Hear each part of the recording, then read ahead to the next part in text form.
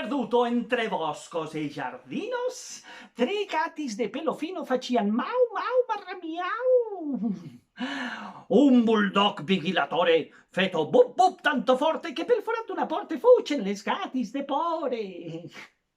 Il cani, un maledetto, stava forte angunioso, bup, bup facía rabioso, meo, meo, les gati repeten.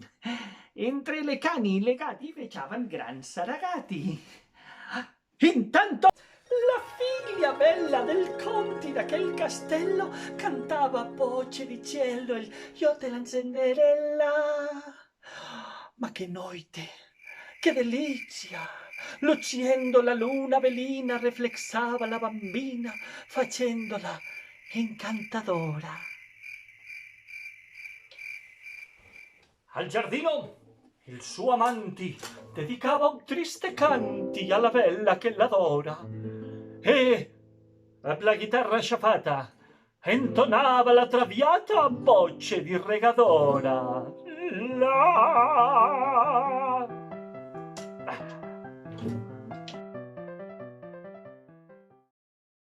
Il Conti, sentì imborghito, restato tutto svelato, brioso, brincadellito, ghipava per un forato. Viendo el grande jolgorio que había armado el tenorio, que era todo un animale, obra presto la finestra e agafando l'orinale, le llega sobre la testa. Un soroglio extravaganti feto al caure la terrissa e hubiera morto de risa chi vedere al pobre amanti de capa pierre galanti e hasta cioppa la camisa. La figlia ya aveva veduto lo che suo amanti ha passato, che stava feto un perduto a pun olor nada fino. Correndo, s'ha desmayado de sobra d'un balancino. Oh.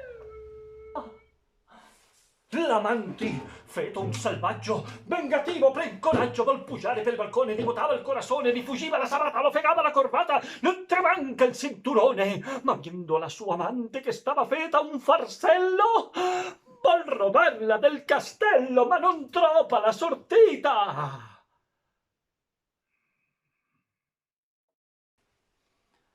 Il Conti della partita e viendo tanto alboroto, va, la gafa pel gagnoto, stringendolo se irrita, fins a arrancarli la vita.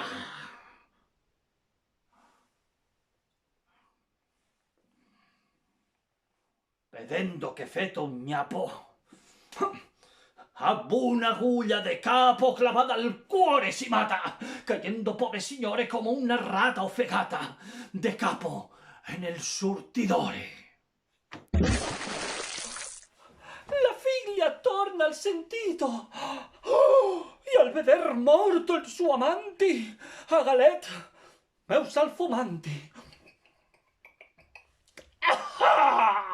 E la sua auca è finita.